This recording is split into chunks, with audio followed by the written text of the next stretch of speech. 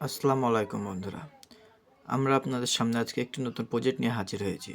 আমাদের প্রজেক্টটির নাম হচ্ছে ডক্টর সহায়ক। এই প্রজেক্টটি কী করতে পারে এবং এই প্রজেক্টটির কাজ কী তা নিয়ে আমরা আলোচনা করব। আমাদের এই প্রজেক্টটি সাধারণত যখন ডাক্তার এবং পেশেন্ট কথোপকথন করে তখন তাদের কথোপকথনকে রিড করে অটোমেটিকলি প্রেসক্রিপশন তৈরি করতে পারে এবং সেটি সেকেন্ডের ভিতরে প্রিন্ট করা যায়। এই প্রেসক্রিপশনটি আপনি সেভ করতে পারেন বা প্রিন্ট করতে পারেন। এটি সাধারণত কিভাবে কাজ করে? এটি সাধারণত আপনি যখন একজন পেশেন্ট এর সাথে কথোপকথন করবেন তখন আপনার সেই কথোপকথনগুলোকে রিড করবে এবং সকল গুরুত্বপূর্ণ বিষয়গুলোকে নোট করবে।